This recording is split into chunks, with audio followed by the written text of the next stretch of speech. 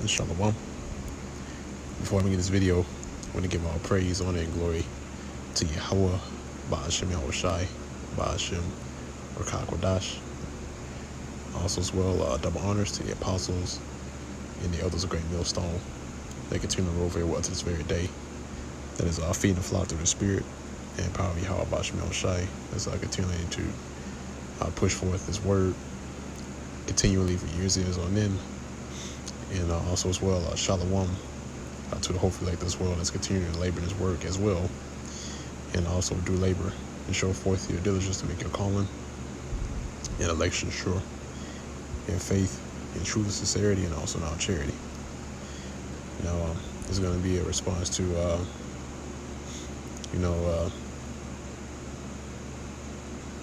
this confusion that's now being perpetuated from one of the camps, in which this camp, I believe, is one body in Yahushai, in which, of course, it's obvious that they're not a part of the body of Yahushai, because if they were, then they were also subscribed to the doctrine which is being pushed by the men of Great Millstone, starting with the apostles. Okay, and how do we know that? Because that's pursuant to the scriptures. Okay, and in the scriptures, go into different topics, in which the chariots is one of them, and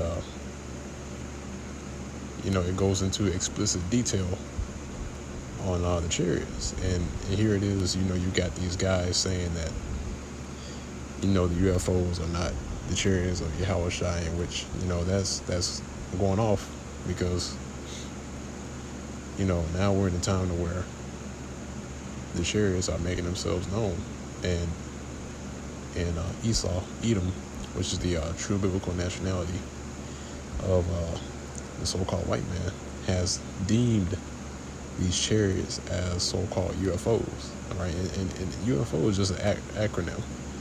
Okay, it stands for an unidentified flying object. Okay, and the things that we have been seeing, or the entities that we have been seeing occurring or appearing throughout the years, they have been deemed as so-called UFOs, but they are the chariots of Yahushai. Okay, these are the chariots. These are the vehicles of our salvation. Okay, because guess what? If it's not, so the things that we're seeing right now are not set up for our salvation, and also for the destruction of this kingdom, which is Babylon the Great. Then what is it? What are we going to look for in this time? What are we going to be searching for? Because again, Yahweh Ba'ashem has given us, understanding to what to look for. Because if you don't know what to look for, then where's your faith? In order to have faith, you have to believe in the things of which you have heard and seen, which is according to this doctrine. Okay, because that's where it starts. It starts with belief. So, what are people going to look for? What are the men of the Lord going to look for in this time of the day when it comes to our salvation? And they're not the only ones. You also have this guy, which he used to call himself. I'm not sure if he does today, but he goes by the name of Nazariah. Even he said that the chariots are not the so-called UFO. He said that those are literal clouds. in which that's also going off. Because, again, the scriptures give explicit details on what they look like. Okay? And we'll go ahead and jump to the precepts I have here. I'm not going to make this video too long. Okay. The book of Zechariah, chapter 5, verse 1. And mind you, that these are descriptions that the ancient men were calling these vehicles in their time, because they have so much of a limited vocabulary than we do today, because we're speaking a bastardized language, and the things of which they were seeing, they can only describe it in so many words. Okay. And here's one of them, right? Zechariah chapter 5, verse 1. It says, then I turned and looked and lifted up my eyes and looked, and behold, a flying roll. Right. So in Zechariah's case, he deemed it as a flying roll, in which to him, that's what it looked like. Okay. Verse 2, it said, and he said unto me, what seest thou? And I answered, I see a flying roll. The length thereof is 20 cubits, and the breadth thereof 10 cubits. Then said he unto me, this is the curse that go forth over the face of the whole earth. For everyone that stealeth shall be cut off as on this side according to it, and everyone that sweareth shall be cut off as on that side according to it. Okay, now reading on, verse 4, it says, and I will bring it forth, said the Lord of hosts, and it shall enter into the house of the thief. What's the house of the thief? America. Okay, this current kingdom, this current kingdom that's set up right now, and which is the kingdom of Esau, Edom. All right, and that's what you have been seeing.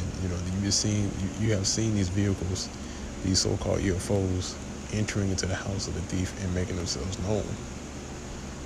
Okay, they have been appearing everywhere, and they've always been around.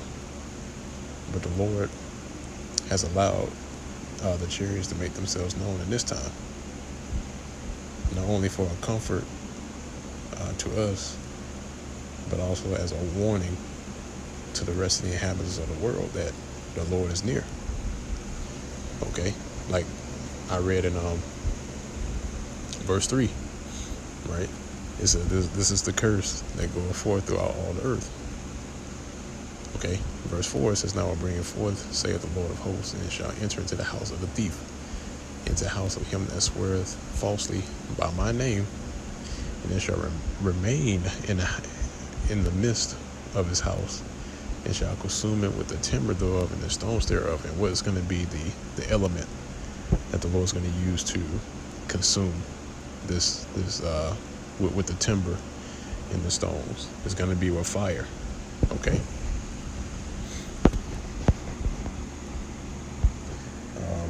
Another description,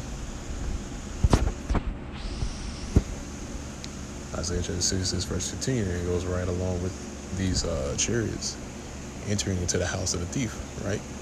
Verse 15, it says, for behold, the Lord Yahweh shall come with fire, and with his chariots like a whirlwind, to render his anger with fury, and his rebuke with flames of fire.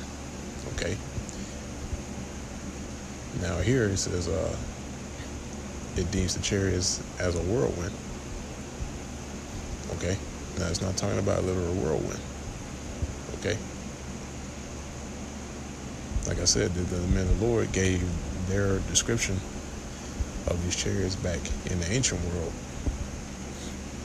and they used certain terms like these to describe what they were seeing. And I'm going to grab another one here in a little bit.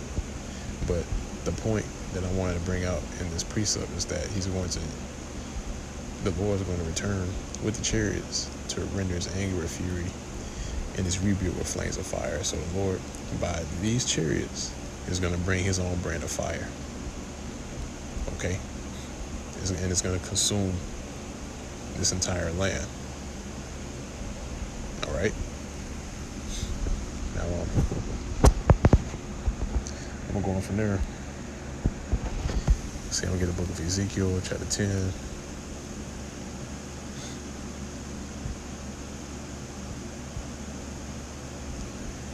Salakia.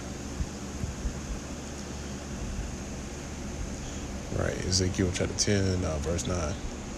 It says, and when I looked, behold, the four wheels by the cherubims, one wheel by one cherub, and another wheel by another cherub. And the appearance of the wheels was as the color of a beryl stone, right? Because these chariots, these so-called UFOs, they come in different shapes, sizes, and colors.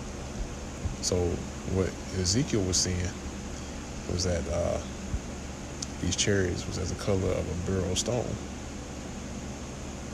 Okay, if you look up a beryl stone, you'll see the color of it. Okay. Verse 10, it says, and as for their appearances, they four had one likeness, as if a wheel had been in the midst of a wheel. See, now in Ezekiel's description, he said that this is a wheel that's within another wheel. Okay, one wheel turning one way, and another wheel turning another way. All right. Actually, what he was saying was like, again, like he says, like it was a wheel within another wheel. So what vehicle or what thing would you describe this being towards, or how would you describe this? All right, you would describe it as that there's no other description other than it being a so-called UFO. All right, which again is an unidentified flying object. And by the way, all of these are suspended in air. Okay. And again, this is what is going to be used to for our deliverance. Okay. Let me get that.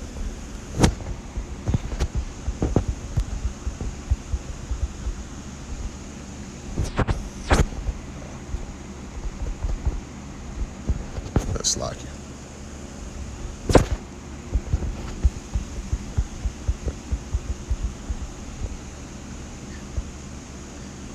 Esau always trying to ruin these videos.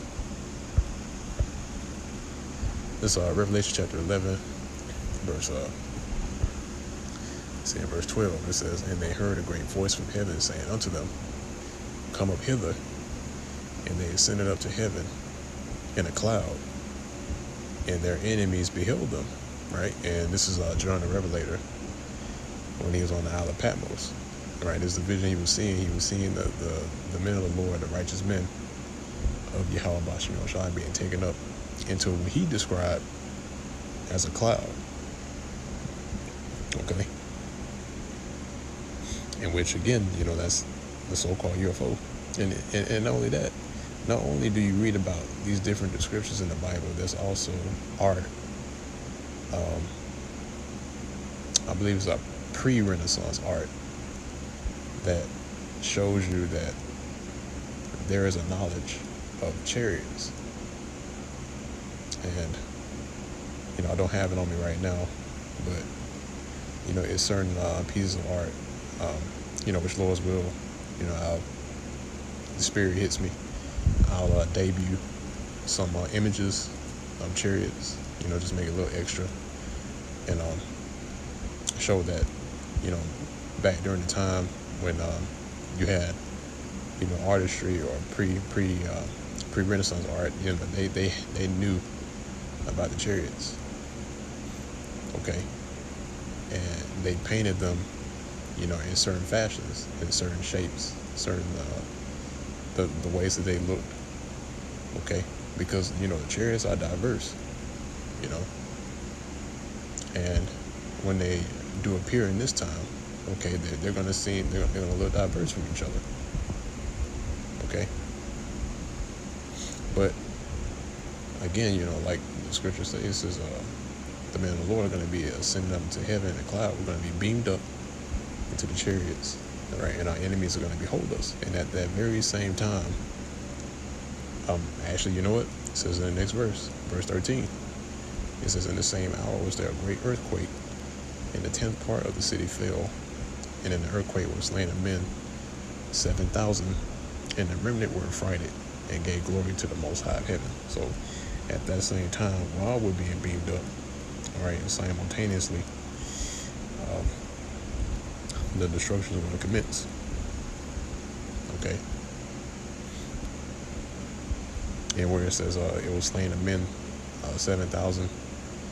Now 7 just means completion, but since it's 7,000, you know that's a lot of bodies, and that's a huge body count that Yahweh Shemel Shai is going to take responsibility for, you know, and the Lord is known for bringing about judgments. Okay, I believe I touched up on a little bit on that point concerning that. You know, when you had the kings of Israel, specifically King Saul and King David, it was noised about in Israel that King Saul killed his thousands, and King David killed his tens of thousands. Okay, so guess what? It was noised about in Israel for their deeds in warfare. Guess what? Yahweh Shah is going to get his glory in warfare. Okay, it's going to be known that war in heaven, all right, which the war in heaven is not talking about, you know, a war in the spirit world where you know, Lucifer and his army going against who these people ignorantly call Jesus and his army, you know, fighting against each other. No, this is the war between Esau and Yahweh Shai, the chariots, and Esau's military. Okay, and the Lord's going to gain renown for winning this great war. Okay, this is going to be a part of his glory and his renown from generation to generation. Okay, and it's going to be talked about for generation to generation. Okay, but with that, I'm going to go ahead and close out on that note. Lord's will is edifying to the elect of the nation of Israel. Until next time, once again, I want to give all praise, honor, and glory to Yahweh, Ba'ashem Yahushai, Ba'ashem Rakakwadash. Also as well, double honors to the apostles and the elders of Great Millstone that continue to reveal what this very day. And also as well, Shalom, peace and safety, salutations to the hopeful elect. Let's labor in this word and continue to labor and show forth your diligence to make a calling, election sure, in faith, in truth, sincerity, and all charity. And with that, goes in Shalom.